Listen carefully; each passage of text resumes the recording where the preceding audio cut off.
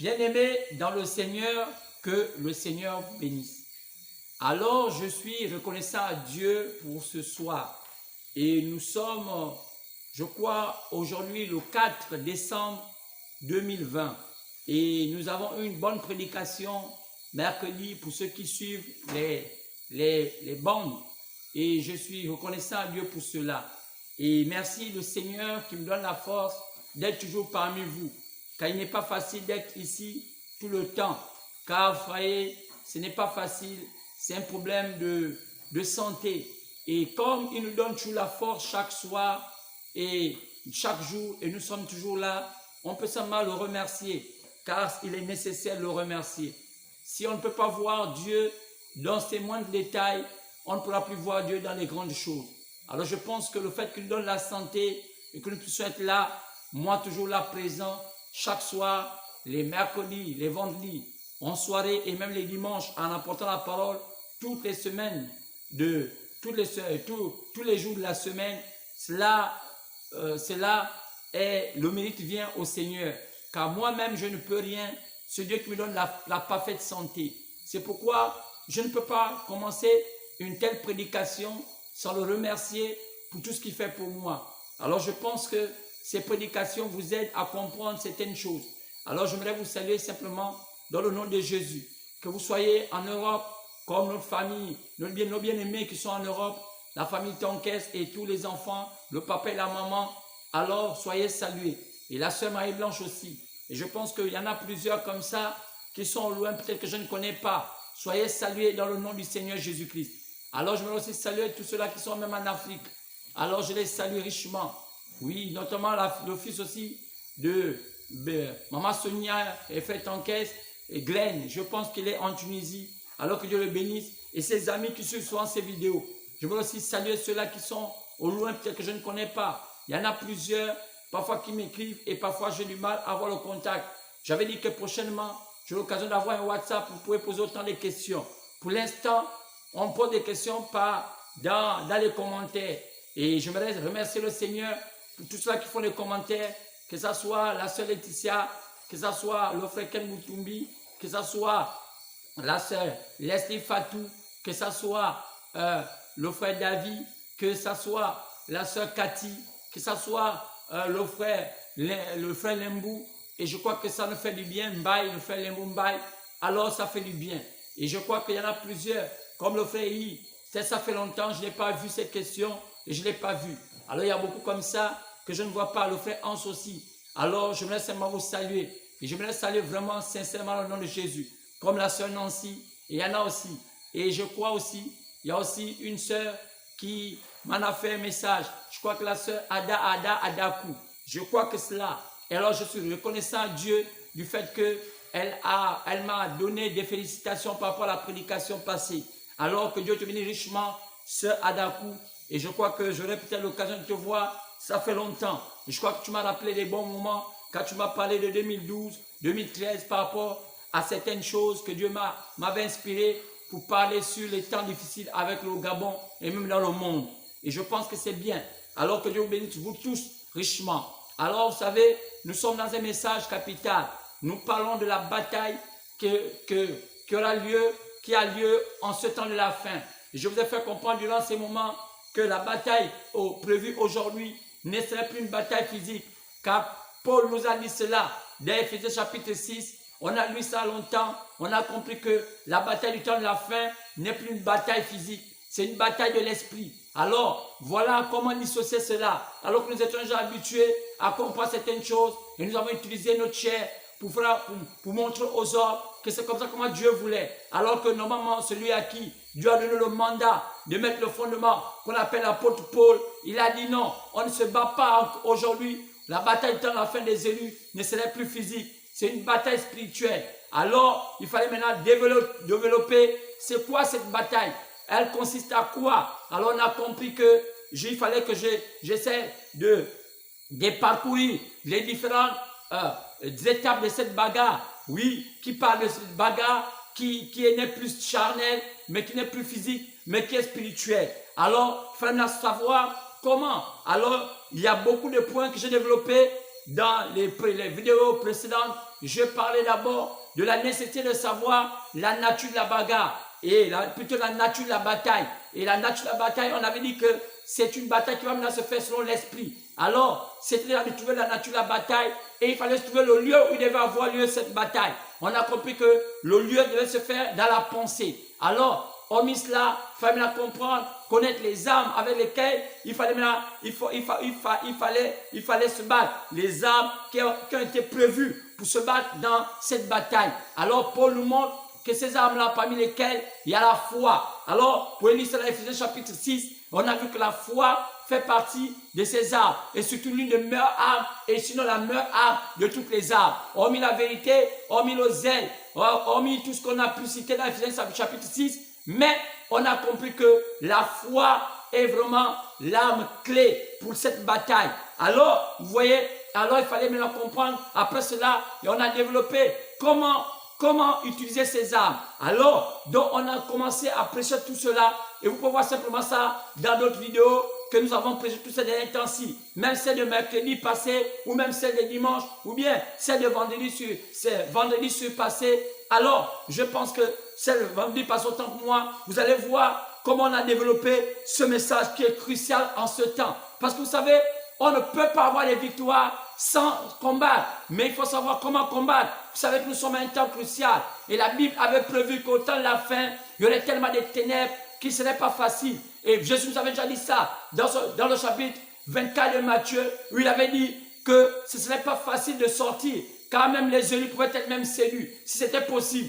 Car à cause des jours qui étaient abrégés, les élus ne devaient pas être séduits. Alors Satan devait faire sortir ces dernières armes, ces armes de poing pour détruire l'homme. Et il a en train de le faire. Et nous avons vu comment il a détruit le monde et comment le monde aujourd'hui est crispé. Nous vivons comme dans un enclos où vous voyez que le monde donne beaucoup de sueur froide. Les gens ont tellement peur de l'avenir. Et vous voyez aujourd'hui, ce n'est plus un problème de guerre qui fait peur aux gens, mais c'est l'incertitude du lendemain. Les gens ne savent plus comment faire, comment manger, comment se soigner et tout cela. Satan a tellement embrigadé l'être humain et que nous voyons aujourd'hui que la tension nerveuse est tellement là. Et la maladie aujourd'hui qui tue beaucoup de gens, plus que toutes les maladies, plus que même les guerres, c'est maintenant la tension nerveuse qui nous amène à l'AVC. Alors vous voyez, c'est une arme que Satan a en train de détruire l'être humain aujourd'hui parce que l'incertitude s'est installée sur la terre. Et nous voyons avec cette crise économique qui est en train de battre de l'aile sur la terre, en voyant cette pandémie qu'on appelle Covid-19, vous voyez, c'est cette maladie qui est en train de parcourir la terre. Et nous voyons que cela a été tellement compliqué. Et nous voyons comment les changements au sommet avec les États-Unis qui viennent de changer un président. Ça fait longtemps qu'on a vu un président qui n'a pas fait 2 mandats alors qu'il était même républicain. On a vu que Donald Trump n'a plus que faire un seul mandat, il n'a pas pu remplir. Comment on a compris que d'une nation les plus référentielles au monde, qu'on appelle les États-Unis, peuvent se comporter comme les Africains. Quoi faisant? Truquant les élections. On avait déjà expliqué cela. On avait déjà dit bien avant même au résultat que les choses vont se passer comme ça. Qu'il y aurait quelque chose qui va se produire. Car le prophète à la fin avait déjà prévu qu'autant à un temps marqué, les démocrates devaient truquer les élections pour prendre le flambeau et donner et faire en sorte qu'ils ont une alliance avec le Vatican, qu'ils aient un président catholique et enfin qu'ils mettent à la tête de leur pays une femme aussi présidente. Alors tout ça est allé tellement vite. Vous savez, lorsqu'on donne une prophétie, c'est facile d'écouter cela. Mais lorsqu'elle s'accomplit, souvent c'est pas facile pour les gens de comprendre que c'est le temps où elle s'accomplit. Vous savez, un jour, lorsque le prophète Ésaïe avait parlé de la venue de Jésus dans son chapitre, je crois le chapitre 7, je crois que c'est le chapitre 7, oui, Ésaïe, lorsqu'il parlait d'une vierge qui va mettre au monde un enfant, et au chapitre 9, vous voyez, c'est une prophétie comme impossible. Comment une vierge pouvait mettre au monde un enfant? Ce n'était pas facile. C'était comment aller à l'encontre du naturel, aller à l'encontre du fonctionnement naturel. De même que Noé avait dit aussi qu'une pluie devait tomber du firmament. C'était aller à l'encontre du naturel. Mais ce que Dieu a dit, il finit par l'accomplir. Car c'est Dieu.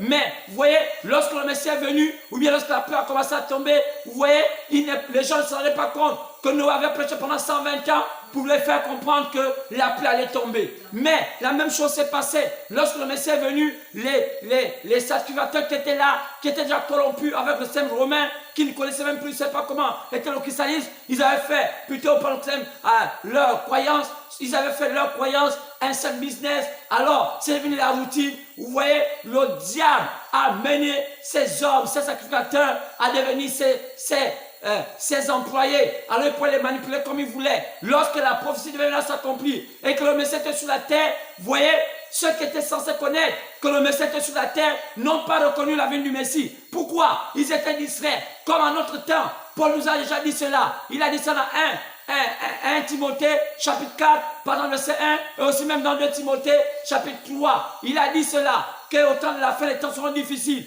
Même Jésus l'a dit. Mais comment les gens ne comprennent pas cela? Mais en notre temps, un prophète l'a confirmé. William Marion Branham nous a promis quelque chose va se passer. Quoi c'est? Les États d'Amérique, qui était un pays référentiel, qui devait montrer le flambeau, le pays là où la démocratie a tellement pris l'ampleur, là où les gens avaient espoir avec ce pays, pour dire, si on peut voir ce pays modèle, c'est qu'ils sont le modèle, la référence de tous les pays. Mais en ce temps de la fin, les États-Unis nous ont démontré que la démocratie n'est qu'une vue de l'esprit. Pourquoi? Regardez bien comment facilement des gens qui se disent intègres peuvent truquer les élections aux yeux, au su de tout le monde, et ça ne dit rien. Ils n'ont même plus honte. Et voilà, simplement parce qu'ils ont un but. Quoi c'est? Nous savons tous, je vous ai dit ici que le prophète de la fin avait déjà dit que l'Amérique était fauchée. Les États d'Amérique étaient fauchés. Les caisses étaient vides. Ils vivaient avec des emprunts qu'ils mettaient sur le dos de la génération future. Car les dettes, l'argent qu'ils prêtent aujourd'hui, ce sont leurs enfants, leurs petits-enfants qui vont rembourser. Et la seule manière pour eux, depuis les années 60, ils ont commencé à tomber dans le déclin. Quoi c'est? L'Amérique était devenue la première puissance mondiale, économiquement parlant, s'est ruinée avec des guerres qui n'avaient même pas besoin d'avoir lieu. Et voilà, c'est devenu le policier du monde. Mais pourtant, c'était pas nécessaire que l'Amérique soit policier du monde. Mais qu'est-ce qui se passe lorsqu'un pays se détourne de la volonté de Dieu? Ce pays finit par marcher de lui-même, de ses propres pensées. Car un pays sans Dieu, c'est un pays sans gouvernail. C'est comme un bateau sans gouvernail. Quoi? Il va dans tous les sens. C'est comme ça. Chaque fois, quand Dieu envoie un coin dans un pays, c'est pour essayer d'orienter ce pays dans le droit chemin. Mais souvent, le monde est plus entre les mains du diable qu'entre les mains de Dieu. Parce que l'être humain préfère être avec le diable qu'être avec Dieu. Quoi c'est? Parce que le diable lui propose des choses de vanité qui sont éphémères. Ce qu'on voit aujourd'hui, même le christianisme que nous faisons, c'est devenu un christianisme moribond. Parce que les pasteurs ont passé tout leur temps à dire leurs fidèles que vous allez avoir de l'argent, vous allez avoir ceci, vous allez avoir cela, des promesses. Et dans ces promesses, ces pasteurs ont poussé leurs fidèles à les voler, à les faire des choses si bizarres. Aujourd'hui, les choses reviennent comme un boomerang. Comment? Quoi? Ils ont lancé quelque chose, mais en voyant que cela n'arrive pas à atteindre les objectifs, aujourd'hui, les fidèles sont abandonnés à eux-mêmes. Comment ça se passe? Voici un christianisme maquillé par toutes les faussetés, par toutes les promesses dont Dieu n'avait pas donné. Vous voyez? Alors aujourd'hui, ils peuvent lancer ma faire votre face parce qu'aujourd'hui, ils ne savent plus à quel sein se vouer. Quoi c'est? Des anarcheurs qui ont pris les pots des pasteurs, qui ont pris les pots des bishops et toutes ces histoires-là, et évangélistes, docteurs, toutes ces histoires-là, et prophètes, ils ont commencé à vendre de l'illusion aux fidèles, et aujourd'hui, nous sommes arrivés à un temps difficile. Alors, comment les temps difficiles sont aussi, malgré cela, ils continuent encore à narquer les fidèles en les disant, faites ceci, faites des cotisations, faites cela, nous faisons ceci, alors que les temps sont plus qu'avancés. Un message là, et un message en train de pleurer, leur dit, entrez dans l'arche, les choses sont plus qu'avancées. Voilà l'Amérique en train de montrer qu'ils sont arrivés à la fin de leur histoire. Qu'est-ce qui va se passer? Une vision. Quoi? Un prophète a parlé. Il en a vu 5 visions. 6 visions autant pour moi. Sinon 7. Alors, les 7 visions, il a vu à la fin, l'Amérique doit disparaître. Quoi c'est? L'Amérique ne sera plus là. Quoi? Elle perdra la première place comme première puissance du monde. Quand on va dans un nouveau temps, c'est un temps qu'on va appeler le millénium. Mais les gens ne croyaient pas à ça. Et pour ça, c'est dans leur Bible. Et oui, après chapitre 20. Et quand on regarde bien, l'apôtre Pierre a montré que le monde va passer par le feu. Oui, il a dit cela. Mais les gens ne croyaient pas toujours. Quand Dieu parle, les gens ne croient pas. Les gens attendent que la chose s'accomplisse. Lorsque la chose s'accomplit, c'est souvent trop tard. Pourquoi? Parce que l'homme était incrédule, comme au temps de Noé. Ils étaient tellement incrédules, mais qui voulaient seulement voir l'eau venir. Lorsque l'eau est venue, Dieu a fermé l'arche. Et Dieu qui avait fermé l'arche, et les gens partent maintenant vers Noé pour dire, Noé, ouvre-nous l'arche, ouvre-nous l'arche. Noé pourrait dire, ce n'est pas moi qui ai fermé, c'est Dieu. Quoi c'est? L'homme attend sur les derniers moments. Même quand, lorsque Dieu frappe à sa porte pour dire, viens au Seigneur, il dit non. J'ai encore de temps. Souvent, il est surpris. Quoi? Par un accident, par quelque chose qui va se passer dans sa vie. Après, vient la mort physique. Et qu'est-ce qui se passe? Et après, on peut maintenant chercher un prêtre ou chercher un pasteur pour faire une messe de requiem ou bien essayer d'amener les gens à chanter des louanges alors que c'est un homme qui n'a pas pris conscience de son temps dans le vivant. Qu'est-ce qui se passe? L'insouciance de l'homme, parce que l'homme s'attache au bien matériel. L'homme s'attache à la vanité. Et c'est cela. C'est pourquoi, quand on est chrétien, je pense qu'on dit chercher premièrement le royaume de cieux et toute sa justice. Et là, vous sera donné après tout. Mais malgré cela, l'homme ne comprend pas cela. L'homme a lu la Bible du matin au soir, de la Genèse à l'Apocalypse. Malgré ça, il n'a pas compris grand-chose. Il a fait de la lecture, mais il ne sait pas que la Bible se révèle. C'est pourquoi Jésus a dit cela. La Bible doit se révéler. Elle ne doit pas être lue comme un livre de lecture. Si vous lisez la Bible comme un livre de lecture, vous ne serez pas différent d'un païen. C'est pourquoi les païens aussi peuvent lire la Bible. Depuis des années, les gens souvent pensaient que si on lisait la Bible, il y avait un peu de superstition sur cela. Si on vivait dans le péché, on allait se brûler, on allait avoir peut-être un sort. Mais ce n'était pas cela. Ça n'est pas là. Maintenant, tu lis cette Bible. Si tu la lis comme la lecture, cela ne fera rien. Cette Bible-là, c'est Dieu qui l'a écrit au travers des prophètes. C'est pourquoi c'est des mystères qui ont été révélés. C'est Dieu lui-même qui a pris, qui a oint des ordres pour amener les gens à connaître la vérité de Dieu. Mais qu'est-ce qui se passe? L'empaisanteur de Satan a amené les gens à devenir tellement rétrogrades que les gens ne croient plus vraiment. Les gens vont dans les assemblées, se réunissent, parlent de Jésus, mais dans leur cœur, ils ne sont pas convertis. C'est pourquoi on a parlé de cette bataille qui a de se faire aujourd'hui. Et je vous ai dit qu'il y a une bataille finale des élus. Car les élus ne peuvent pas être des élus s'il n'y a pas une bataille finale. Et je vous ai démontré que parmi cela, on a aussi parlé de la qualité de gens, des combattants que Dieu a choisis pour combattre au temps de la fin. Et je vous ai montré comment ces combattants, on les appelle les combattants des élites, de l'élite. Oui, quoi? Comme une armée. Lorsqu'une armée se constitue, il y a toujours des élites. Ce sont ceux-là qui sont tellement forts. C'est ceux-là qu'on sort au dernier moment, au dernier combat, sinon à la dernière bataille. Car si le naturel tue le spirituel, Dieu aussi fait la même chose. Alors, ceux-là qui sont censés être les élites viennent au dernier moment. Car nous sommes au temps de la fin. Et au temps de la fin, Satan sort l'artillerie lourde. Au temps de la fin, Dieu aussi sort son artillerie lourde. Quoi c'est? L'enfer contre le ciel se bat à nouveau. Mais cette fois-ci, le combat n'est plus au ciel, le combat est sur la terre. Maintenant, qui sont les représentants du ciel? Ce sont les enfants de Dieu. Qui sont les représentants du diable? Ce sont les enfants du diable. Cette fois-ci, le diable n'a plus de peau, alors Dieu aussi a plus de peau. Est-ce là? Mais comment se fait le combat? Le combat se fait dans l'esprit. Oui, monsieur, c'est pourquoi Paul a dit, c'est un combat de l'esprit. Maintenant, comment on combat dans l'esprit? C'est pourquoi je suis ici présent. Je ramène encore un plus ce soir dans ce combat. C'est pourquoi mon thème de ce soir, il est important, il faut prendre à cœur et savoir. Alors j'ai intitulé mon thème aujourd'hui, quelque chose de spécial. Si vous ne voulez pas croire cela, vous laissez, car vous allez mourir de votre incrédulité. Car la Bible nous dit que ce qui s'est passé au temps de Noé va se répéter au temps de la fin. Au temps de Noé, les gens n'ont pas voulu écouter ce que Noé disait. Et Noé a prêché pendant 120 ans. L'incrédulité de l'homme empêchait l'homme de voir qui était la volonté de Dieu. La même chose se répète au temps de la fin. L'incrédulité de l'homme en abordant les religions, en confondant la religion et le christianisme. Vous voyez, il y a eu cette confusion. Car les gens aujourd'hui ne veulent pas aller à l'origine du christianisme. Les gens se contentent d'un christianisme moribond qui a été fabriqué par des médors. Alors que Dieu lui-même reste le même hier, aujourd'hui, éternellement. Le Prêtre dit, Jésus-Christ est le même hier, aujourd'hui, éternellement. Mais qu'est-ce qui se passe? Les gens ont mis la parole à côté. Qui c'est? Ceux de Laodicée. Laodicée met Jésus à la porte. Quoi? Lisez là où on parle de Laodicée, d'Apôtres chapitre 10, Apôtres chapitre 3, partant du verset 14, vous allez voir que Jésus se met à la porte, il frappe. Pourquoi il se met à la porte? C'est le seul âge, des païens, le seul âge de l'église.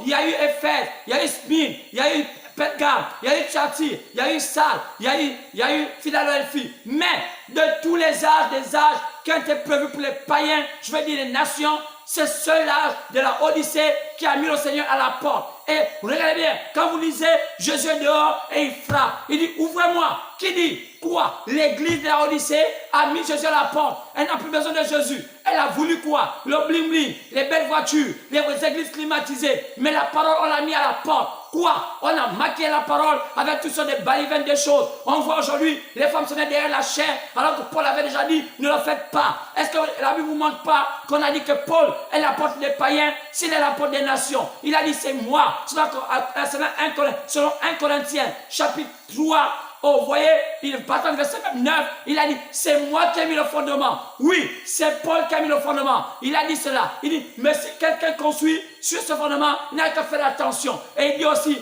oui, il dit, si quelqu'un vient donner un évangile, contre ce que j'ai donné, qu'il soit maudit. Car ça veut dire, anathème veut dire être maudit. Maintenant, c'est pourquoi aujourd'hui, quand Paul pourrait dire que la femme ne se tienne pas de la chair, qu'il ne prêche pas, vous voyez, les gens disent que ce n'est plus au temps de Paul. Mais pourtant, c'est Paul qui a mis le fondement. Et quand on parle des âges, il y a eu seulement 7 âges. Et Paul était le premier à qui? C'est la porte des nations. Quand on parle d'un apôtre, celui qui met sur le fondement, celui qui bâtit. Maintenant, les autres peuvent venir mettre en haut. Quoi c'est? On a vu qu'après les autres là, c'était les réformateurs. Il y a eu quoi? Il y a eu un apôtre, un prophète, les autres c'était les réformateurs. C'est pourquoi au début on a vu un apôtre, après on a vu les réformateurs, jusqu'à John Wesley. Mais après le dernier c'était un prophète. Car il dit qu'au temps de la fin, il doit avoir un prophète. Selon Malachie 4, versets 5 à 6. Mais pourquoi les gens ne croient pas à ça? L'incrédulité les a menés à l'aveuglement. Mais que les aveuglés, comme au temps de Jésus, ce sont les églises. Quoi?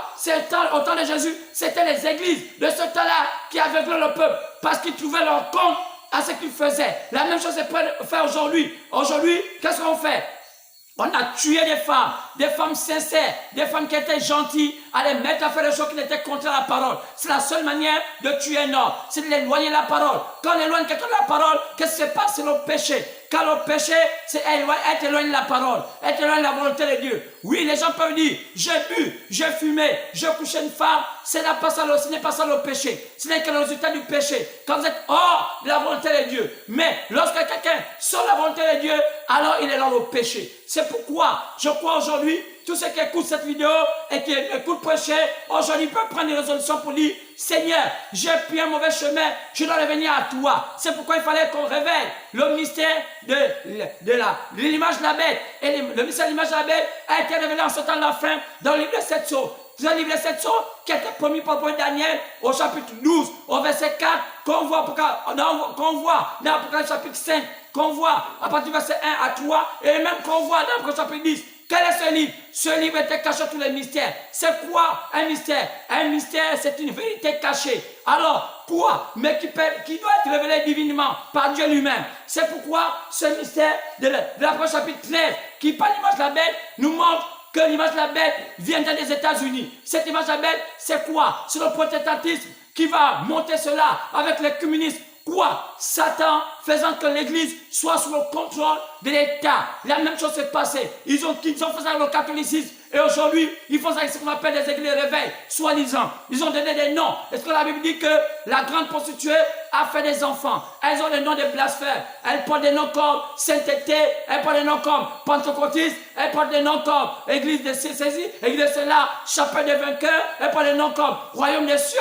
Tous ces noms-là, ce sont des noms de blasphèmes. Quoi c'est? Quand on voit les noms qu'ils donnent, ça n'a rien à voir avec la vie qu'ils vivent, la parole. Parce que quoi? Ils ont caricaturé la parole et ils ont pris des noms, ils ont collé ça à des bâtiments, ils ont appelé ça église. Comment, en ce temps, les gens aussi intelligents, l'homme peut mettre à la place d'un bâtiment le nom de l'église? Quoi? C'est l'église, ce sont les hommes ou bien le bâtiment? Et c'est resté comme ça, une bêtise que les gens ont entretenue depuis des années. On a finalement appelé maintenant aujourd'hui des bâtiments églises. Comment des bâtiments vont être églises? Car jamais, depuis la nuit des temps, un bâtiment n'a jamais été église. Ce sont les hommes. Recommandez, c'est les hommes-là qu'on appelle église. Mais les gens ont commencé à faire cela et se sont habitués. C'est ça l'habitude. L'habitude qui est une seconde nature. C'est pourquoi le diable a fait cela pour qu'il y ait la confusion et tout le monde marche dans ça. Et on voit comment le monde se perd. C'est pourquoi aujourd'hui, on va encore avancer un peu plus. Et nous avons intitulé le thème de ce soir. Oh, quelque chose de spécial. Écoutez bien. Nous allons parler enfin aujourd'hui, dans cette bataille, la dernière bataille finale de quelque chose d'important. Quelque chose d'important. Écoutez bien, je vais vous parler de l'élément clé de la bataille finale des élus au temps de la fin. L'élément clé de la bataille finale des élus au temps de la fin. Quel est l'élément clé de cette bataille? On peut tout faire. Il doit y avoir un élément clé dans une bataille. C'est cet élément clé qui détermine la victoire ou votre défaite. C'est pourquoi aujourd'hui, on doit connaître quel est cet élément clé qui détermine la bataille finale au temps de la fin. J'en ai parlé de la pensée, j'en ai parlé du lieu, j'en ai parlé des personnes, de ceux-là qu'on a choisis pour cette bataille. Mais aujourd'hui, ce vendredi 4 décembre 2020, je vais parler de l'élément clé de la bataille finale. La bataille finale des élus au temps de la fin. Quel est l'élément clé? Alors nous allons lire la Bible. Nous allons lire la parole du Seigneur. Alors, on avait déjà lu Éphésiens 6, là où on parle de bataille, et je crois qu'aujourd'hui on va prendre un petit chapitre. On avait déjà lu Éphésiens 6, 13 à 20, et on a aussi lu de Pierre 1, 3 à 11, et on va lire d'autres, mais je vais d'abord prendre un petit chapitre. On va se lever.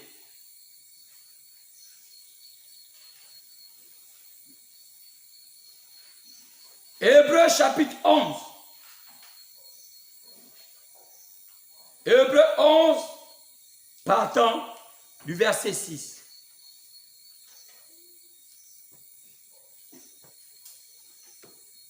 Hébreux 11, partant du verset 6.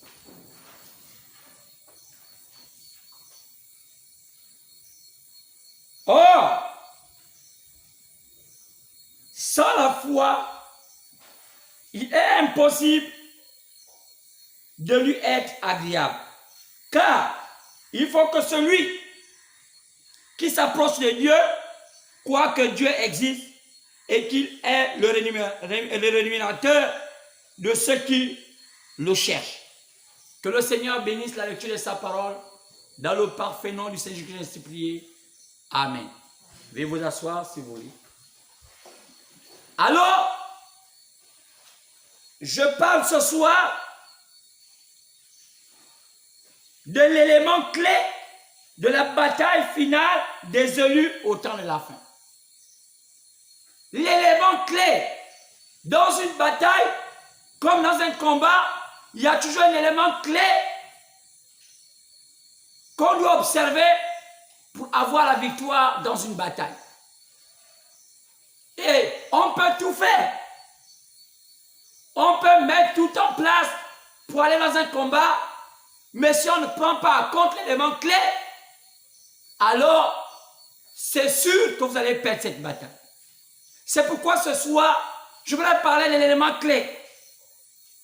Et dans cet élément clé, je l'ai tout à l'heure, Hébreux 11. Et je commençais seulement au verset 6. Et là, en lisant cela, il est dit, or, sans la foi, il est impossible de lui être agréable. Être agréable à qui? Dieu.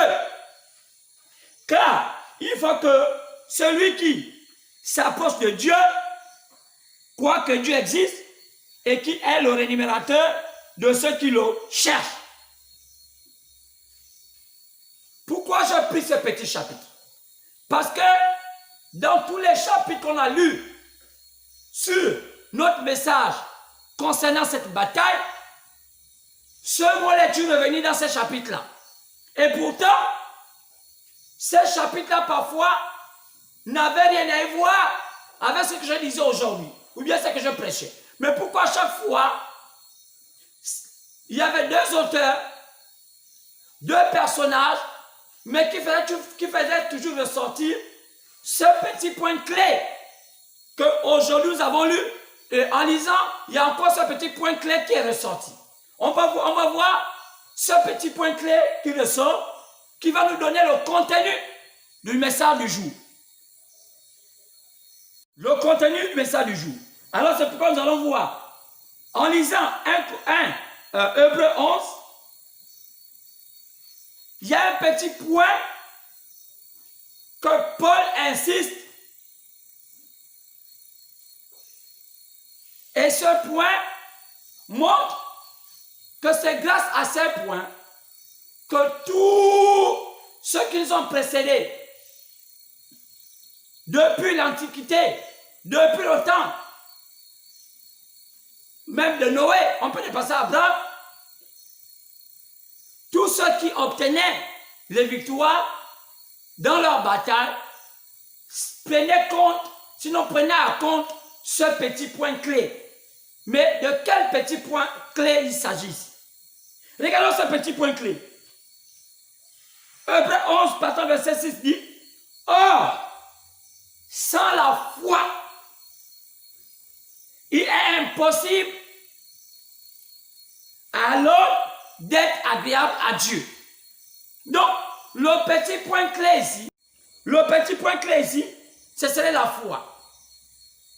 Car Paul ici dit, « Oh, sans la foi, il est impossible à un homme d'être agréable à Dieu. » Maintenant, regardez bien.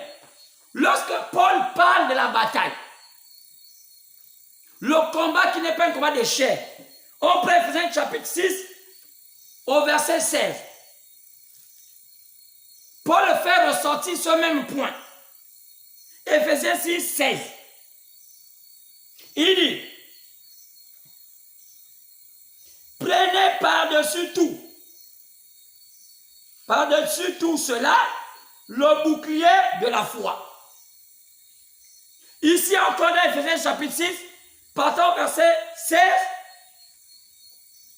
Paul fait encore ressortir ce point clé qui est la foi. Donc, on dit ici que la foi est l'arme fatale que Dieu a montré à Paul pour résister contre le diable et le mettre hors d'état de nuire. Et Paul dit ici, pour l'avoir, prenez la foi. C'est la foi qui donne à l'homme le bouclier, avec lequel vous pouvez éteindre tous les traits enflammés du malin.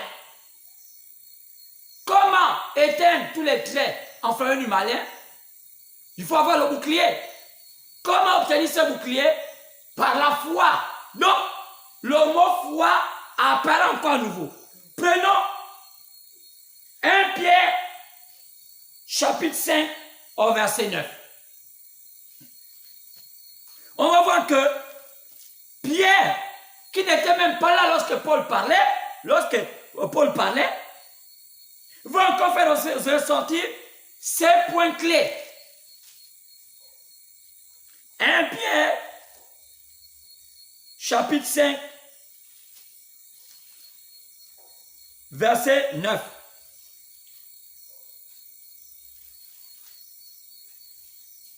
Lisons cette écriture.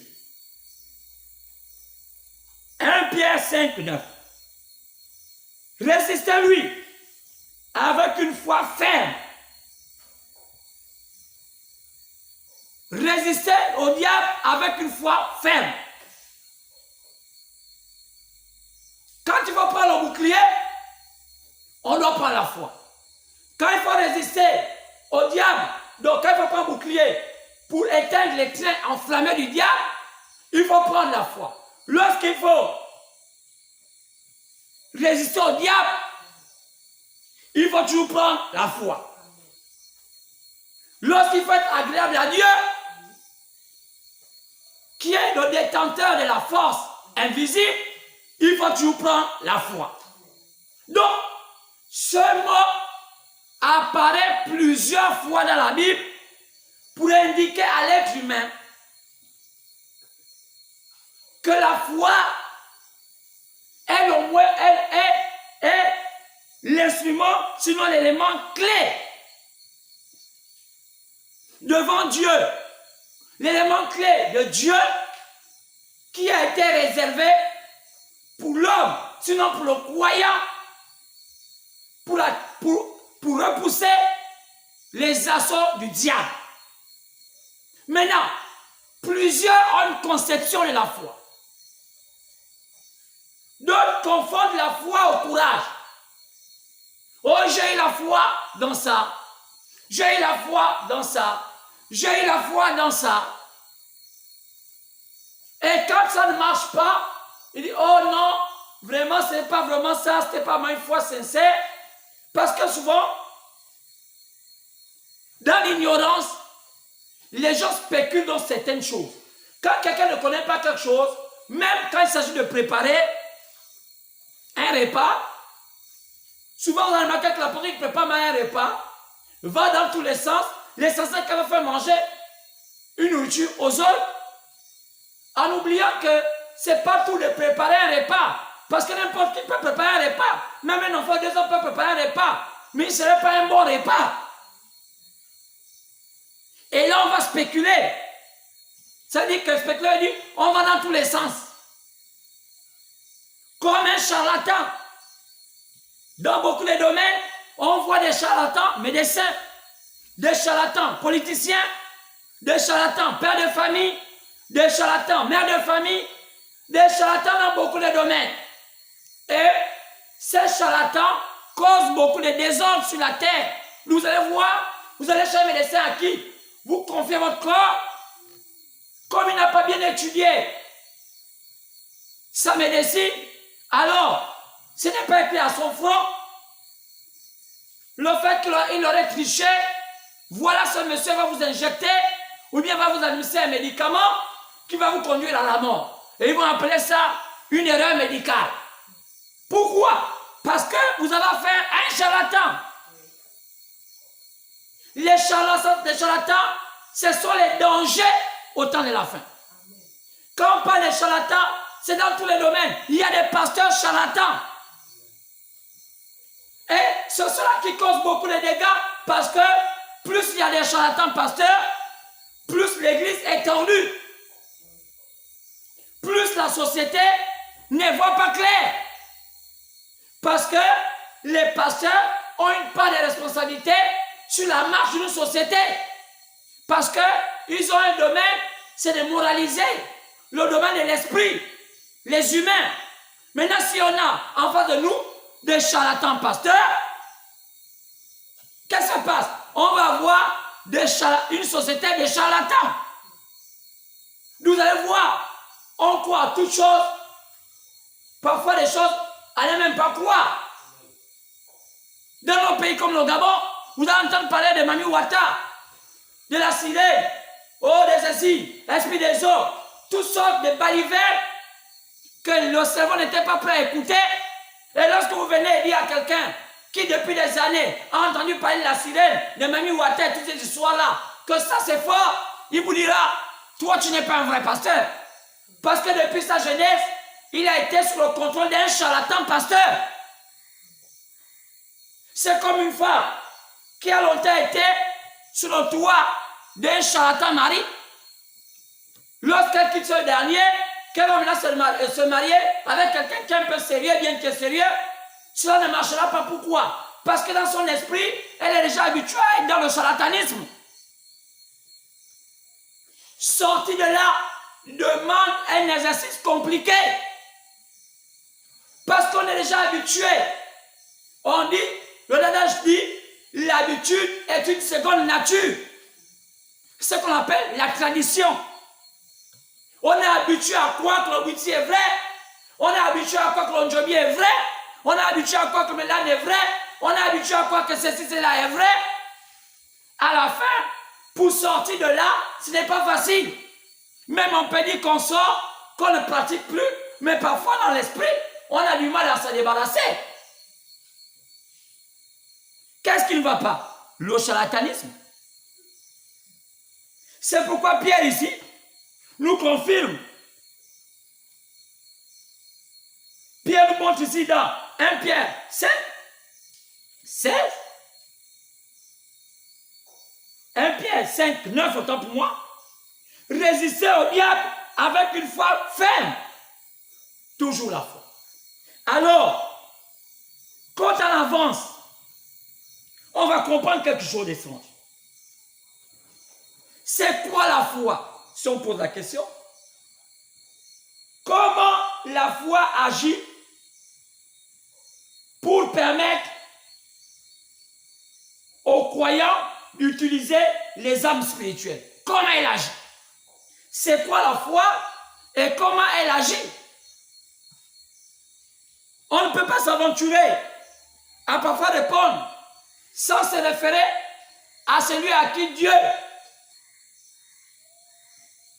a donné mandat, quand il dit que la parole vient qu'au prophète.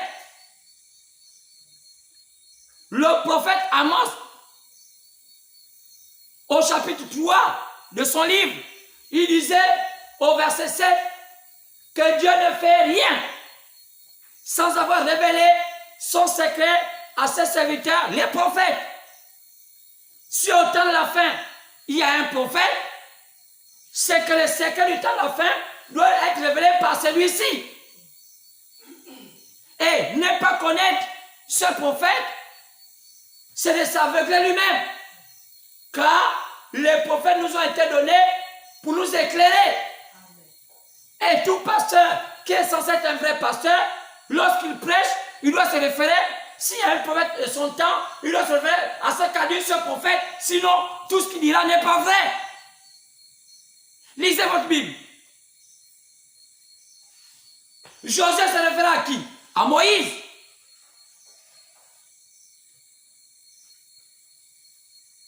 Les prophètes, les hommes de Dieu se sont souvent référés aux prophètes.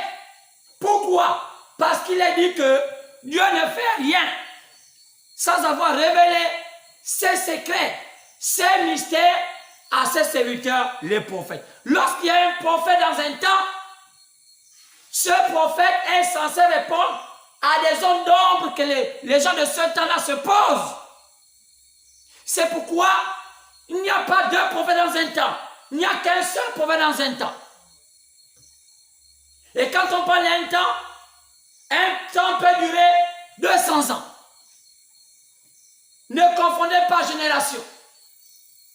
Parce que la génération peut dire, les gens sont du 40 ans ou bien 50 ans. Mais lorsqu'on parle d'un temps, c'est différent d'une génération. Un prophète n'est pas un prophète d'une génération. Il est un prophète d'un temps. Il n'y a qu'à voir les temps. Si on parle de Moïse, combien de temps son message a duré? Il y a eu des hommes de Dieu qui ont influencé des temps qui ont duré parfois 300 ans. On peut voir après l'apôtre Paul, après son départ avec Irénée, le message d'Irénée a duré combien de temps? Ça a duré des années. Combien de temps? Des années 170 jusqu'aux années 312. Combien de temps le message de Martha avait duré? Des années 312 jusqu'aux années 600.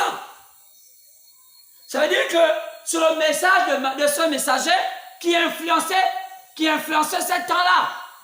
C'est pourquoi, lorsqu'on écoute ce monsieur appelé Kakou Philippe, nous amener des choses qui n'ont pas de sens, disant que je suis prophète de ma génération, ça n'existe pas.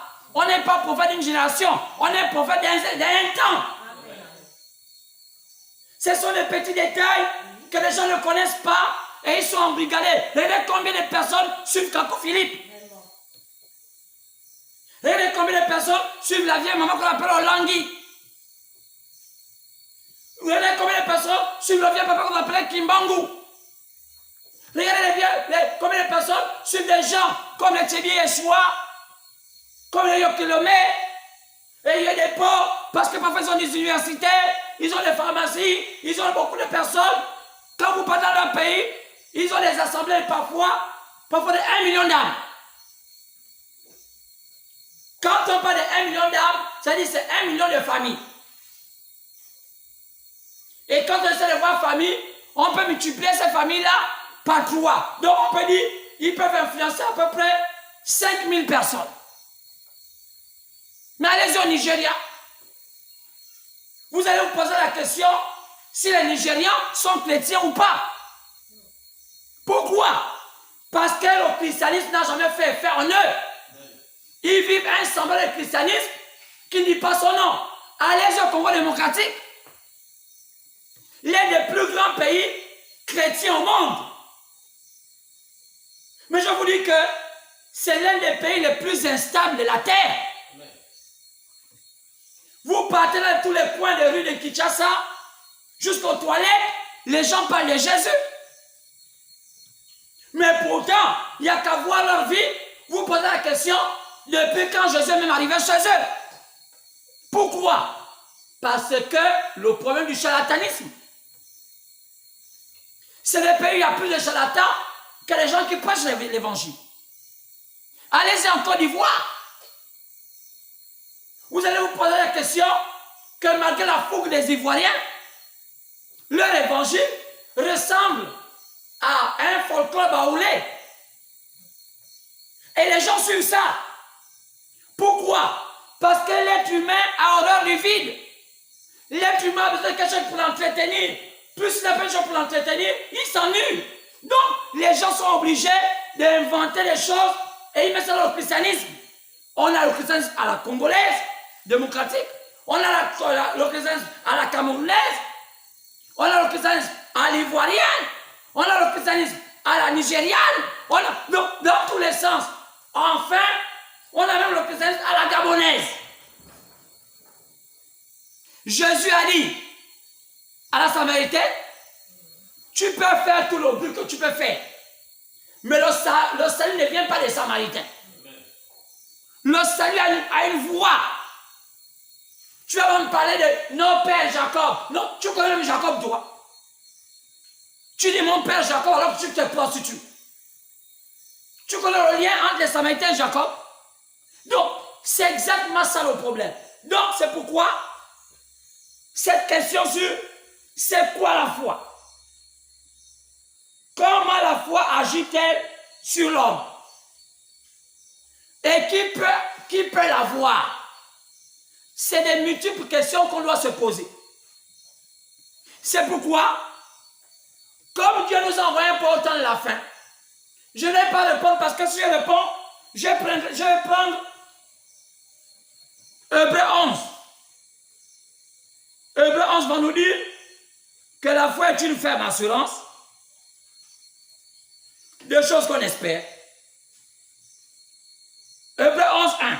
Oh, la foi est une ferme assurance de choses qu'on espère. Et une démonstration de celles qu'on ne voit pas. C'est vrai. La foi est une ferme assurance de choses qu'on espère. Quelle chose? Paul s'est débrouillé a quand même avancé. Lui-même nous a dit dans 1 Corinthiens 13 qu'à leur temps, ils ne voyaient pas encore, ils ne voyaient pas clair. Amen. Mais quand le parfait viendra, et nous savons que ce qui devait être le parfait était censé venir au temps de la fin. Amen. Parce que le parfait était caché dans le livre des 7 sceaux. Donc, Paul savait qu'il ne pouvait que parler par. Il dit, nous prophétisons à moitié. Amen. Nous ne voyons pas clair. Nous voyons comme au travers des miroirs. 1 Corinthiens 13. Il dit, mais quand le parfait viendra, parce que Paul dit qu'à leur temps, ils étaient dans le partiel. Mais quand le parfait viendra, le partiel doit disparaître pour laisser la place au parfait. Donc, le parfait qui est de ce temps doit nous dire, c'est quoi vraiment la foi? C'est pourquoi celui à qui Dieu a donné mandat pour révéler le parfait s'appelle William Marion Branham. Pourquoi? C'est le seul homme sur la terre qui a révélé les sceaux. Aucun pasteur sur la terre ne s'est hasardé à écrire sur les sceaux. Oh, regardez tout le monde. Aucun pasteur n'a pu s'amuser. Le seul qui a dit maintenant Dieu m'a dit s'appelle William Branham. Et quand vous regardez ce livre de Sceaux, vous vous rendez compte que c'était vraiment Dieu. Et Jésus a dit, à la voix du 7e ange, après chapitre 10, partant du verset 7, quand il se mettra à prêcher la parole, sonner la trompette, j'ai entendu quelques pasteurs raconter que le nom de Donald Trump veut dire Donald Trompette. Je crois qu'il y a des bêtises qu'il ne faut plus écouter au XXIe siècle. Ou on va confondre une trompette au nom de Donald Trump. Oh non, c'est une révélation. Ça, c'est une révélation, ça. Et vous avez des gens, des fidèles, des intellectuels qui s'asseyent dans vos assemblées, qui financent et qui écoutent des balivernes comme ça. Juste parce qu'il manque quelque chose à dire aux gens. Moi, je ne viens pas ici tous les soirs pour dire des choses parce qu'il me manque de quoi dire. Quand je viens prêcher ici, je dois être sûr que ce que je dis est vrai. Amen. Donc, si on veut commencer à expliquer c'est quoi la foi, on va prendre celui à qui Dieu a donné un mandat, William Branham, qui dit, parce que Jésus a dit, dans Matthieu 17, verset 10 à 11, et il viendra rétablir toutes choses. C'est Jésus qui le dit, c'est pas moi. Matthieu 17, verset 10 à 11. Lorsqu'on parle, les gens pensent qu'Élie c'était Jean-Baptiste. Jean-Baptiste, c'est pas moi. Lisez Jean 1, 19. Il dit, c'est pas lui, Élie qui doit venir au temps de la fin. Jésus a dit que celui qui vient au temps de la fin vient rétablir toutes choses. Rétablir ce qui s'est gaspillé. Maintenant, c'est quoi la foi? William Branham dit là, mais ça appelé l'enlèvement. Page 18. Il dit, la foi est une révélation. Amen. La foi est la révélation. Donc, la révélation et la foi sont un. C'est pourquoi Jésus pourrait dire à Pierre, c'est sur cette pierre que je vais bâtir mon église. Quelle était la pierre dont Jésus parlait? La révélation. Parce que Pierre a pu révéler qui était le Christ. Il a dit à Jésus, tu es le Christ, le Fils du Dieu vivant. Personne ne savait qui était Jésus. À part Jean-Baptiste, et même ça, il doutait, il commençait à dire, est-ce que c'est vraiment lui? Mais, Pierre dit à Jésus, c'est toi le Christ qu'on attend, le Fils du Dieu vivant. Mais, il dit, ce n'est pas les hommes qui ont révélé cela. Ce n'est pas le sang, ni la chair, mais c'est mon Père dans les cieux qui t'a choisi. Pour connaître qui je suis, pour connaître comment me révéler. Il dit, c'est sur cette chose-là, cette manière-là, que je vais me bâtir mon église. Comment? Je vais bâtir mon église par la révélation. Donc, l'église Seigneur Jésus-Christ va avancer par la révélation. Amen. Car tout le salut a été caché. Parce que Satan n'a plus accès. C'est pourquoi aujourd'hui, révélation. La foi est une révélation. William Branham l'a dit, l'enlèvement, page 18. On peut regarder. Le message appelé la foi parfaite. Page 8. Pour appuyer encore cela. Qu'est-ce qu'il dit encore à ce sujet? Il est clair. Dit William Branham. Il dit, mais combien de personnes y a-t-il ici qui croient que la Bible enseigne qu'il y aura un enlèvement de l'Église? Oui, monsieur, c'est vrai, un enlèvement de l'Église. Que vous soyez méthodiste, baptiste, presbytérien ou qui que ce soit, pentecôtiste, il y aura un enlèvement.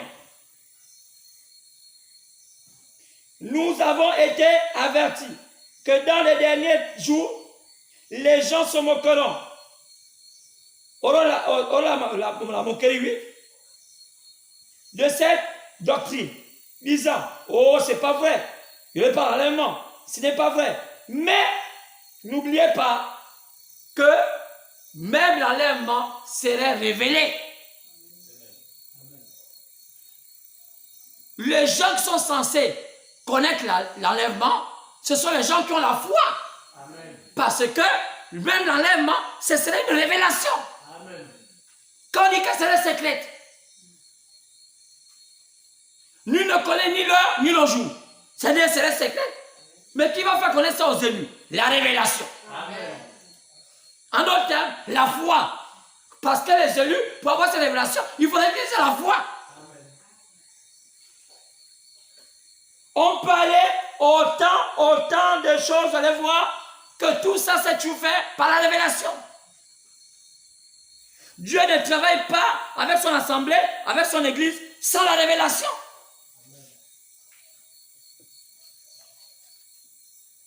On peut aller autant de fois. William Branham nous montre que toute l'église du Dieu vivant marchera par la révélation. Je vais aller un peu plus loin. Là.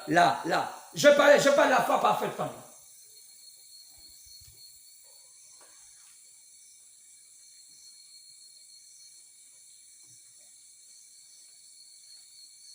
Oui, on parle dans le message appelé la foi parfaite, page 8. Il dit, au paragraphe 29, page 8, paragraphe 29, il dit, la foi est une substance de choses qu'on espère. C'est quelque chose de réel. C'est une substance réelle. Ce n'est pas des choses. C'est une substance. Elle doit être réelle. C'est pourquoi cette révélation-là, c'est quelque chose de réel. Une substance de choses qu'on espère. Voilà pourquoi beaucoup de personnes ne parviennent pas à recevoir leur guérison. Pourquoi? Ou ce qu'elles demandent. Ce qu'elles demandent. C'est parce qu'elles prennent la foi pour quelque chose qui n'est pas. Il faudrait que ça soit quelque chose de réel. Vous voyez, ils ne croient pas cela. Ce n'est pas de l'imagination. Et plusieurs personnes imaginent la foi. Bon, j'espère que je vais gagner. Je crois que, alors qu'elle doit être réelle, on te dit, c'est ça comme ça, et tu fais, tu gagnes.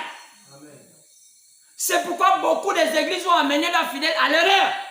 Parce qu'ils ont amené leurs fidèles dans une foi imaginée. Et pourtant, la Bible est claire. Au temps de la fin, il y a un prophète. Qu'est-ce qu'il est censé faire? Apporter la révélation du temps. C'est quoi cette révélation? Mais cette révélation va faire foi. C'est ce qui va faire effet de foi du temps.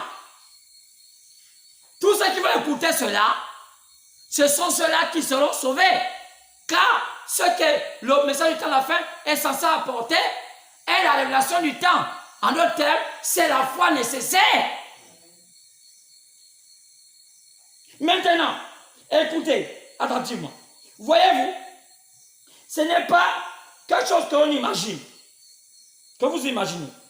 C'est aussi réel. Pour vous que c'est aussi réel. Pour vous que c'est que n'importe quel autre sens de votre corps vous déclare. C'est tellement réel. Ceci est un morceau de papier. C'est aussi réel que de dire que ceci est la lampe. C'est tellement réel. Maintenant, il faut être, là on va vous dire, la révélation nécessaire. C'est pourquoi, au temps de la fin, le prophète du temps de la fin est censé vous apporter la révélation qui vous donnera la foi nécessaire du temps. C'est pourquoi, je continue, ce n'est pas une imagination, à la page 11. Parce que c'est au-delà de la pensée humaine. Quoi? Donc, c'est au-delà de la pensée humaine. Donc, il y a une similitude avec la pensée. Mais c'est au-delà de la pensée humaine. Donc, en réalité, la foi, c'est lié avec nos pensées. C'est en haut, dans le domaine de la pensée du Seigneur. La foi, en réalité, c'est la pensée du Seigneur. C'est pourquoi le Seigneur ne fait que révéler ça au prophète. Pourquoi? Parce que la foi là, c'est la propre pensée du Seigneur qui donne au prophète et le prophète transmet ça au peuple. Et lorsque le peuple exécute ça, c'est Dieu qui exécute. Parce que c'est Dieu qui a décidé de faire cela et Dieu est dans l'obligation de faire accomplir la chose. Donc, on peut aujourd'hui associer la foi avec la pensée du Seigneur. Pas la pensée humaine. C'est pourquoi je vous ai dit la fois dernière que la bataille va se faire dans la pensée. Entre la pensée de Dieu et la pensée de Satan. Si toi tu as entamé des pensées de Satan, ta vie est faite des échecs. Parce qu'ici là, le prophète révèle que la foi serait la pensée de Dieu. Est-ce que je peux dire amen? Amen. Il dit ici la page 11, la foi parfaite. Il dit, parce que c'est au-delà de la pensée humaine. C'est en haut, dans le domaine de la pensée du Seigneur. Oh mon Dieu. La foi est une substance. La pensée réelle du Seigneur qu'on te transmet et que tu exécutes. Mais cela est entre les mains du Seigneur qui transmet cela à son serviteur prophète. Amos 3:7. Donc, c'est pourquoi beaucoup de gens ont souvent choqués parce qu'ils ont les philosophies, les pensées de leur système d'église. Ils ont les pensées, les philosophies des humains qui montent de toutes les pièces ce qu'ils veulent monter. Mais pas la pensée de Dieu. Donc, la foi dont les églises sont utilisées, qu'ils appellent l'église, ou les bâtiments, n'a jamais été la foi de Dieu. C'est la pensée humaine qu'ils utilisent. Et ils sont dans l'obligation de jouer parce que ce qu'ils font n'est pas de Dieu. Oh Seigneur. Est-ce qu'on peut ajouter à la page 26 la foi parfaite?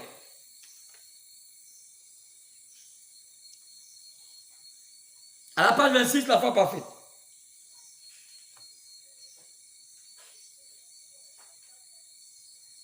Il dit ce point. Notez bien. Voici un autre point. La foi parfaite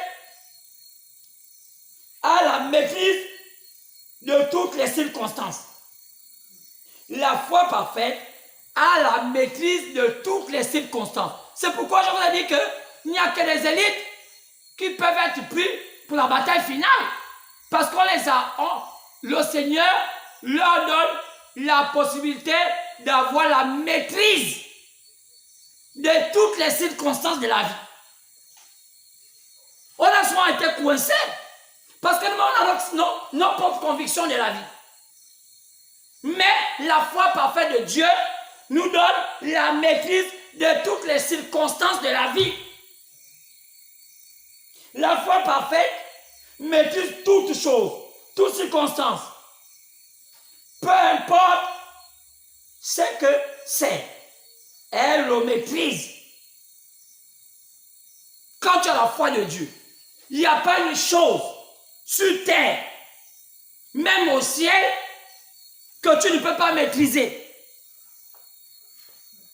Oh non, j'ai des petits soucis. Oh, je ne mange pas. Oh, je n'ai pas le mari. Oh, je n'enfante pas. Il n'y a pas une chose que la foi parfaite ne maîtrise pas.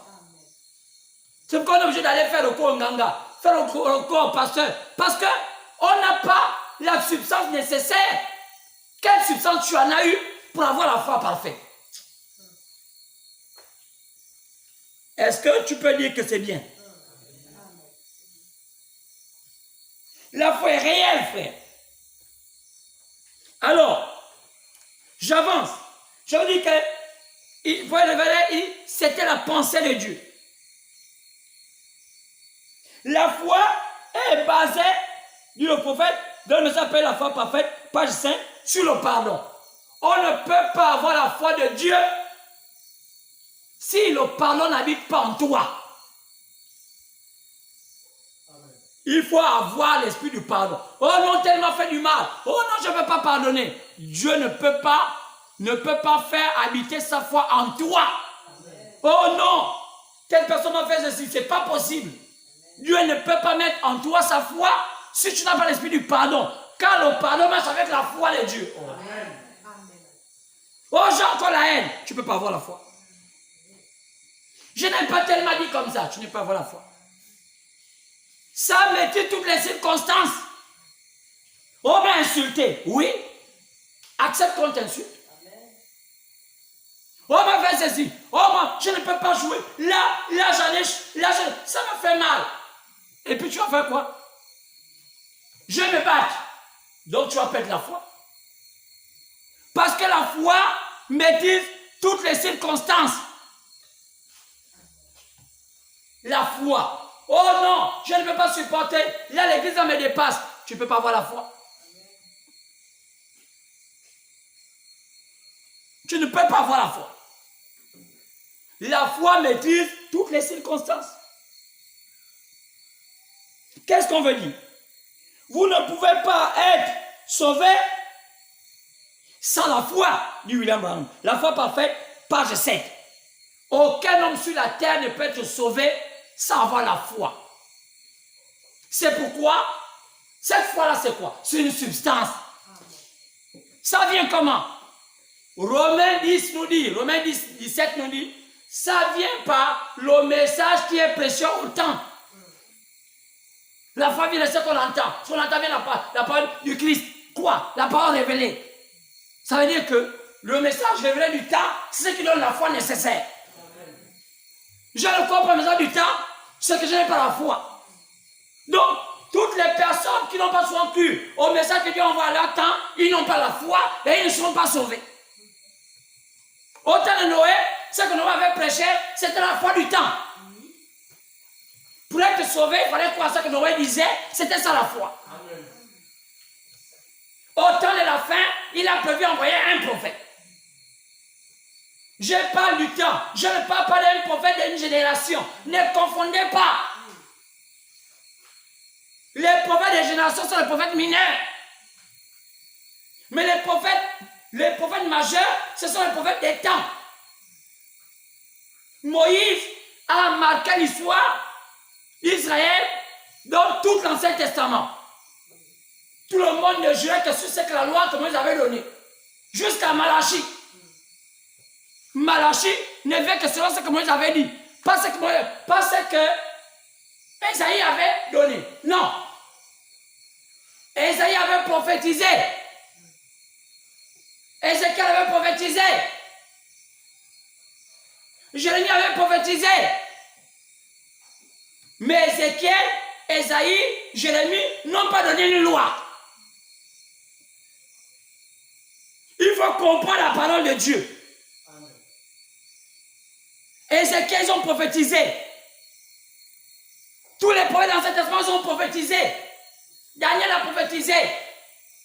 Mais parmi eux, personne n'a donné une loi comment vivre. Le seul qui a donné une loi comment vivre était Moïse. Quand Jésus est venu, il dit, je ne viens pas ôter la loi, mais je viens la vivre. Je viens l'accomplir. Voilà comment on vit cette loi que Moïse était en train de donner. Et Jésus a vécu cette loi. Il a démontré que c'est vivable. Il dit, mais je vous dis que ce que Moïse a donné, c'était petit. Lui, il avait dit que si tu couches une femme qui n'est pas ta femme, c'est l'adultère. Mais moi, je vous dis qu'en réalité, moi, je voulais parler encore plus loin. Celui qui a seulement regardé, convoite, agent comme l'adultère. Mais donc, Jésus, c'est que vous avez donné le meilleur papa. Il dit, oui, moi, je suis encore venu amplifier ce qu'il avait. Maintenant, c'est pourquoi, puisque Jésus était venu amplifier ce que moi avait donné, c'était plus seulement toucher une femme. C'était regarder. Il fallait maintenant le remède approprié pour vivre, pour voir comment résister au simple regard. Au simple regard. Maintenant, c'est qu'elle a prévu une loi appropriée lorsque le message était amplifié, lorsque la loi était amplifiée. C'est pourquoi William Branham, quand il vient, il ne vient pas simplement pour prophétiser. Pourquoi William Branham vient ouvrir les sceaux? Parce que les sceaux, c'est une nouvelle loi. Cette loi qui nous demande d'avaler le livre. Et que quand on avale le livre là, on a la capacité maintenant de vivre ce que Jésus avait dit. Que mes yeux, quand ils voient, ils ne convoitent plus. Ça, Moïse n'a pas montré le secret. Mais Jésus a dit,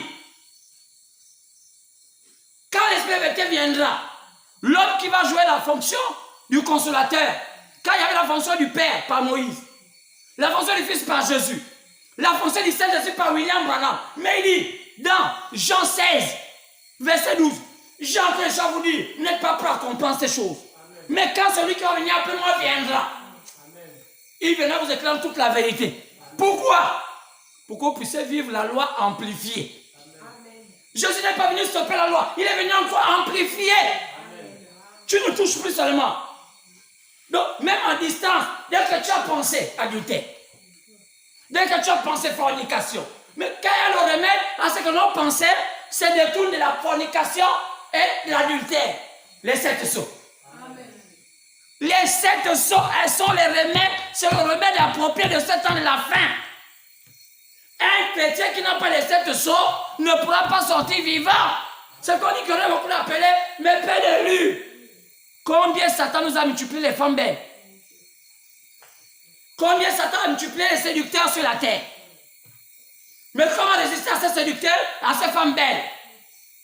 Il faut les 7 sceaux. Ce n'est plus une seule église. C'est l'histoire de la parole révélée du temps. Est-ce que je peux dire amen? Amen.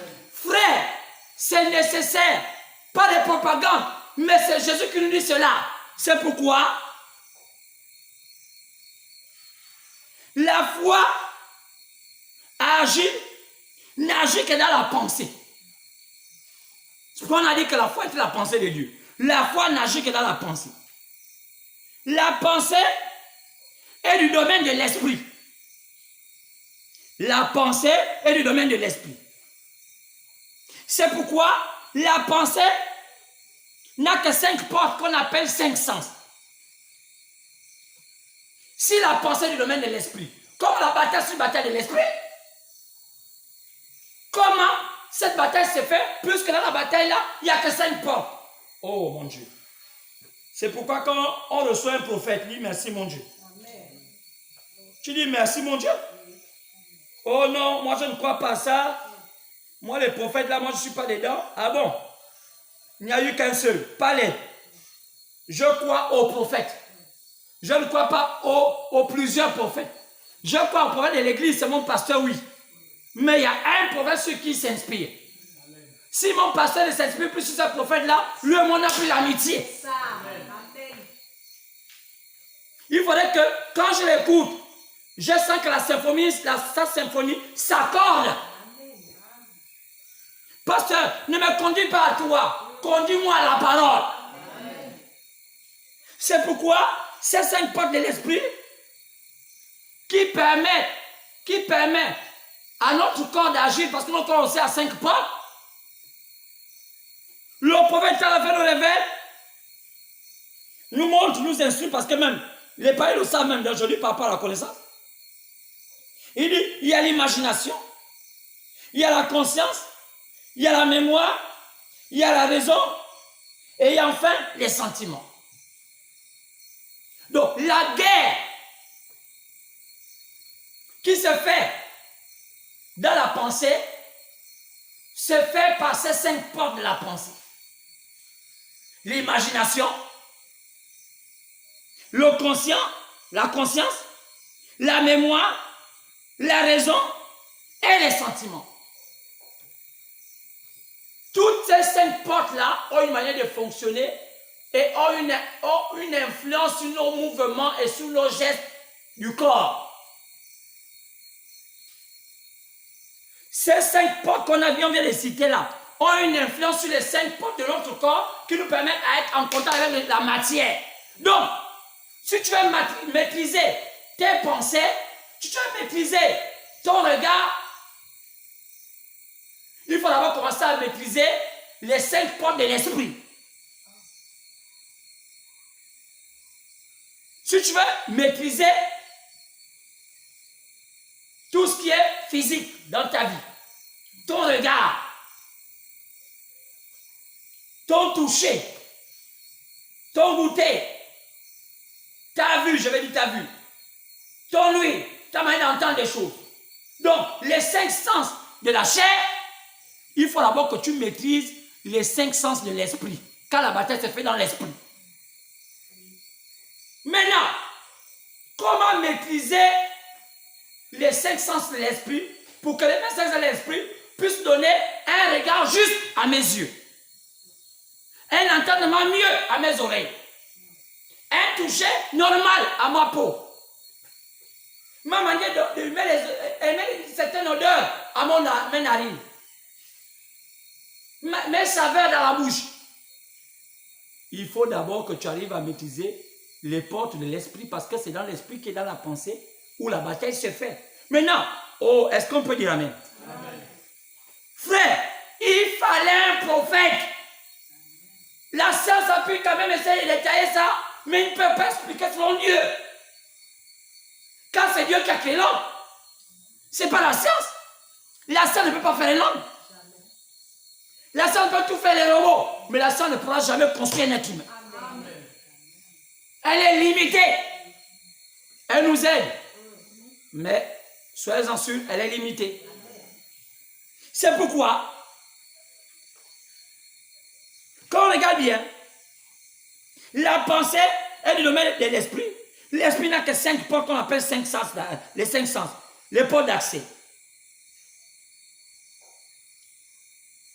L'esprit, donc, en d'autres termes, ces sens-là, reçoivent comment? Reçoivent les instructions d'une seule porte.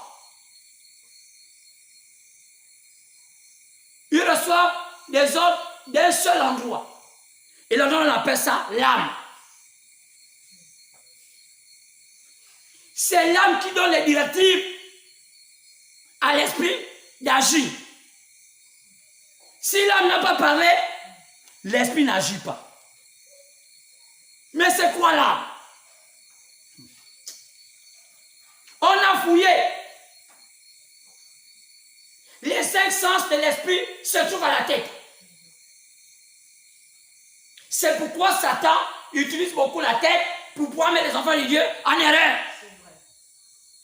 Dieu n'utilise pas la tête. Parce qu'il sait que le sens qui contrôle l'homme totalement ne se trouve pas à la tête. On raisonne tellement. Oh, Père Jean-Luc. Oh, le si. C'est quoi vous allez voir les gens? Je vais donner à Père Jean-Luc m'a dit. Il est qu'un homme comme moi. Ah bon? Là, tu raisonnes plus comme un chrétien. Tu raisonnes plus comme un chrétien. Tu raisonnes comme un homme dans la tête. C'est Satan qui raisonne à ta place. Parce que c'était Dieu. Dieu dira à ta tête que la dîme c'est bien, c'est pour ta vie éternelle. Amen. Maintenant, quand tu dis non, moi je ne donne pas, tu es ignorant et insensé. Où iras-tu avec le peu d'argent que tu as eu? Tu as pété 50 000, tu as pété 100 000. Amen. Ça n'est même pas payer un cercueil. Ça n'est même pas payer. Oh, c'est souvent payer la veste que tu as, aller avec toi bien la robe pour aller en enfer après. Amen. Je vais prendre 5 000. Je vais avoir 10 000. Non, mais 10 000 sont trop. C'est même pas le prix d'un euro palu. C'est même pas le prix de tout ce que Dieu t'épargne chaque jour. Amen, amen. Mais tu dis non. 10 000, non, c'est trop. Tu es un insensé. Il n'y a que les insensés qui pensent comme ça. Ils ne pensent pas au lendemain. Ils pensent que là, moi je mange, demain, aujourd'hui je vais mourir. C'est la même chose que le frère de Jacob avait fait. Esaü. Ah, je m'en fous. Prends mon droit d'aînesse, je m'en fous. Beaucoup vendent leur droit d'aînesse. Ah, je vais plus à l'église. L'église, il n'y a même rien là-bas. Mais toi, tu as quoi? Amen. Tu n'es que 2 pieds. Et quand on te met au sol, tu pourris, tu ne fais même pas un tas de pelles. Mais tu dis que moi, je m'en fous, l'église là. Oh, je m'en fous de Dieu. Dieu, c'est qui? Dieu, c'est n'importe quoi. Mais toi, tu n'as même pas compris que c'est toi-même qui est n'importe quoi. Parce que il faut que tu te laves pas, tu sens. Dieu regarde, Quoi c'est? Les autres viennent de l'âme. Prenons le message du talent. Prenons l'homme à qui Dieu a donné la réponse. C'est quoi là? Le message appelé les âmes qui sont en prison. Les âmes qui sont maintenant en prison. Pêchons 1963. William Branham dit ce message, il dit à la page 8, il dit, c'est quoi bien? L'âme de l'homme n'est pas son corps. Non. L'âme de l'homme n'est pas son corps. C'est l'âme. C'est l'âme. Vous voyez? Et l'âme, c'est quelque chose qui est là. C'est quoi l'âme? L'âme est la nature de l'esprit. Si tu vois ton esprit agir comme ça, il faut dire que c'est l'âme qui envoie le message qui agit comme ça. Mais le corps n'a que 5 portes, qu'on appelle les 5 sens d'accès. L'esprit n'a que 5 portes, qu'on appelle les 5 sens, les portes d'accès, donc les sens. Mais là, n'a qu'une seule porte. Dans l'esprit peut avoir 5 habitants. Sur la chair, il peut avoir 5 habitants. Mais dans l'âme, il n'y a qu'un seul habitant. Soit c'est Dieu, soit c'est le diable. Amen. Si tu vois que tu n'agis pas sur la parole de Dieu, mais qui habite dans ton âme. C'est vrai. C'est pourquoi l'élément clé de la bataille finale des élus, c'est l'âme. L'élément clé de la bataille finale des élus, c'est l'âme. Dis-moi la nature de ton âme, je dirai qui tu es. Ton âme vient d'où? Pourquoi ton âme n'aime pas les choses du ciel? Un enfant de Dieu peut avoir des faiblesses. Mais son enfant soit dit, reviens à Dieu. Dis-moi qui est ton âme. Alors frère, je vais ajouter cela. Dimanche,